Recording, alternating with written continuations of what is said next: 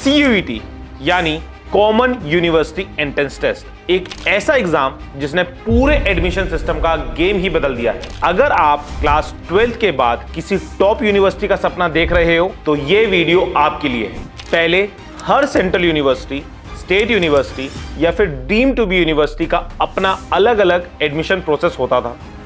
से for example DU के अंदर अगर आपको BA, BSc कोर्सेज में एडमिशन लेना है तो क्लास 12 के मार्क्स पर एडमिशन मिलता था।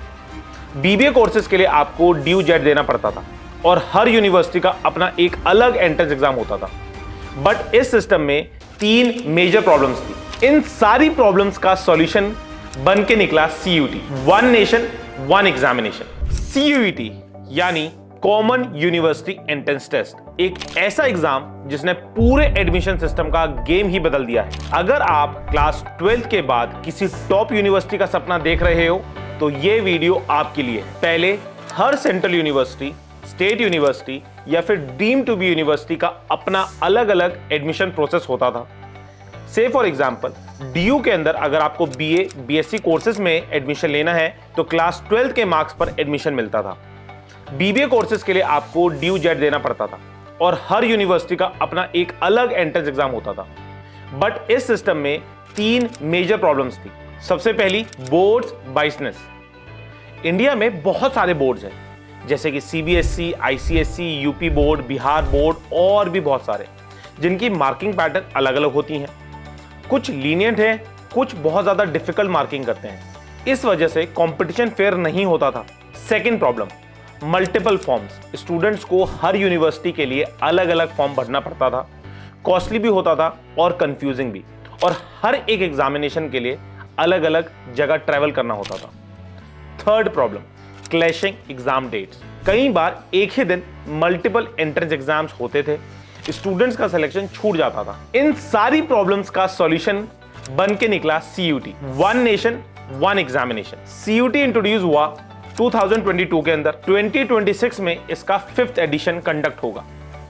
इसको कंडक्ट कराती है नेशनल टेस्टिंग एजेंसी, जो इंडिया में बहुत बड़े बड़े एग्जामिनेशंस को भी कंडक्ट कराती है, जैसे कि आपका JEE का एग्जामिनेशन, नीट का एग्जामिनेशन। और इस एग्जामिनेशन का सबसे बड़ा प्लस पॉइंट है, चाहे आप साइंस के स्टूडेंट हो, कॉमर्स के हो या हो आर्ट्स के, आप लोग इस एग्जामिनेशन के लिए एलिजिबल हो। 13 से 14 लाख बच्चे हर साल इस एग्जाम में अपेयर होते हैं।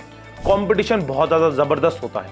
और अगर मैं बात करूं सन 2026 की, तो इस एग्जामिनेशन में हम एक्सपेक्ट कर सकते हैं लगभग 17 से 18 लाख बच्चे इसमें अपेयर करेंगे और अगेन आपका कंपटीशन बहुत हाई जाने वाला है। तो अब समझ लेते हैं CUET का एग्जामिनेशन पैटर्न क्या होता है। CUET का पेपर 3 सेक्शन में डिवाइडेड होता है। सेक्शन 1 को हम बोलते हैं लैंग्वेज सेक्शन। इसके अंदर आपके पास 13 अवेलेबल लैंग्वेजेस हैं, जैसे कि हिंदी, इंग्लिश, कन्नड़, उड़िया, पंजाबी एक्सेट्रा।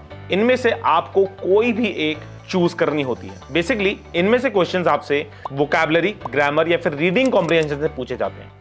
अगर मैं बात करूं सेक्शन 2 की, तो उसका नाम है आपका डोमेन सेक्शन। 23 सब्जेक्ट्स अवेलेबल हैं और domain section is nothing but जो आप लोग क्लास 12 के अंदर पढ़ते हैं, जैसे कि physics, chemistry, maths, bio, economics, accountancy, history, geography. तो इनमें से आप लोग कोई भी सब्जेक्ट्स चूज कर सकते हैं। और थर्ड सेक्शन होता है आपका GAT, जनरल एप्टीट्यूड टेस्ट। इसमें आपसे बेसिक मैथमेटिक्स के क्वेश्चंस, रीजनिंग के क्वेश्चन और बेसिक जनरल नॉलेज के क्वेश्चंस पूछे जाते हैं। हर एक सब्जेक्ट के अंदर आपके पास 50 क्वेश्चंस होते हैं और 60 मिनट का टाइम मिलता है आपको इन क्वेश्चंस को सॉल्व करने का। इसमें हर एक क्वेश्चन को करेक्ट करने पे आपको 5 मार्क्स मिलते हैं। एक क्वेश्चन को गलत करने पे -1 की नेगेटिव मार्किंग होती है। CUET का सिलेबस क्या है, आइए जानते हैं। अगर मैं डोमेन सब्जेक्ट्स की बात करूं तो ये प्योरली आपकी क्लास 12 की NCERT को फॉलो करता है और यहाँ पे न्यू NCERTs पे ज्यादा फोकस दिया गया है। तो आप लोग अपने रिस्पेक्टिव सब्जेक्ट्स का न्यू NCERT से सिलेबस को फॉलो कर सकते हैं। अगर मैं लैंग्वेज टेस्ट की बात करूं तो लैंग्वेज टेस्ट के अंदर आपके पास रीडिंग कॉम्प्रिहेंशन, वोकैबुलरी और बेसिक ग्रामर के क्वेश्चंस पूछे जाते हैं। एंड जनरल एप्टीट्यूड टेस्ट की बात करूं तो बेसिक मैथमेटिक्स के अंदर जैसे कि percentage, profit and loss, average के क्वेश्चंस पूछे जाते हैं। रीजनिंग के अंदर आपके पास analogies, alphabetical series, number series, blood relation जैसे बेसिक क्वेश्चंस पूछे जाते हैं। और जनरल नॉलेज बेसिक आपसे पूछी जाती है। अब बात करते हैं मोस्ट क्रूशियल पॉइंट की, जो सीयूटी के अंदर आप सभी के लिए सबसे ज्यादा इंपॉर्टेंट है, वो ये है सब्जेक्ट कॉम्बिनेशन। अगर आपने एग्जामिनेशन के अंदर सब्जेक्ट कॉम्बिनेशन गलत चुना तो आपका सीयूटी क्लियर होने के बाद भी एडमिशन नहीं होने वाला। अगर मैं आप सभी को एक लाइन में बेस्ट सब्जेक्ट कॉम्बिनेशन बताऊं तो आप लोग एक लैंग्वेज, 3 डोमेन्स और जीएटी को चुनिएगा। एंड यहां पे एक इंपॉर्टेंट पॉइंटर आपको देना चाहूंगा कि डोमेन्स वही चुनिएगा जो आपने क्लास 12th में पढ़ा है। से फॉर एग्जांपल कोई स्टूडेंट अगर साइंस का है तो वो अपने domains physics, chemistry, maths, bio में से चुनेगा। अगर कोई बच्चा कॉमर्स का है तो अपना अकाउंटेंसी, बीएसटी, इकोनॉमिक्स में से चुनेगा। अब बात करते हैं मोड ऑफ एग्जामिनेशन की। CUET purely computer based test है। आपके पास कंप्यूटर आएगा और आपको कंप्यूटर के अंदर क्वेश्चंस दिखेंगे और आपको टिक करना है, और पूरा का पूरा पेपर एमसीक्यूज बेस्ड है। मतलब आपको कोई भी क्वेश्चन को डिस्क्रिप्टिव राइटिंग नहीं करनी है। क्वेश्चन आएगा आपके पास और 4 ऑप्शन होंगे, 4 ऑप्शन में से आपको एक को टिक करना है और आगे बढ़ना है। पूरा सीयूटी का एग्जामिनेशन हमें समझ लिया। अब समझते हैं कि इस एग्जामिनेशन की प्रिपरेशन कैसे करनी है। सबसे पहले मैं बात करूंगा आप सभी के सामने डोमेन्स को कैसे प्रिपेयर करें। तो डोमेन्स को प्रिपेयर करने के लिए आप सभी को मैं यही एडवाइस करूंगा कि आप सभी एनसीईआरटीज को फॉलो करें, चैप्टर वाइज प्रिपरेशन करें। चाहे आप किसी भी बोर्ड से ताल्लुकात रखते हैं, एनसीईआरटीज आपकी टेबल पे होनी चाहिए और उनको फॉलो करते रहें। जो भी चैप्टर आप क्लास 12 के अंदर पढ़ाई कर रहे हैं उसको अपनी बोर्ड की बुक से कंप्लीट करने के बाद एनसीईआरटीज के एमसीक्यूज लगाएं, कि जिससे आप लोग अपने बोर्ड्स की प्रिपरेशन के साथ अपनी सीयूटी की प्रिपरेशन भी करनी स्टार्ट कर दें, क्योंकि एमसीक्यूज ही आपके एग्जामिनेशन के अंदर आने वाले हैं। रही बात इंग्लिश और जीटी की, तो इंग्लिश और जीटी आपके लिए एक डेली प्रैक्टिस है, एक मैराथन है। वो आप एक दिन के अंदर या फिर 3 महीने के अंदर नहीं कंप्लीट कर सकते।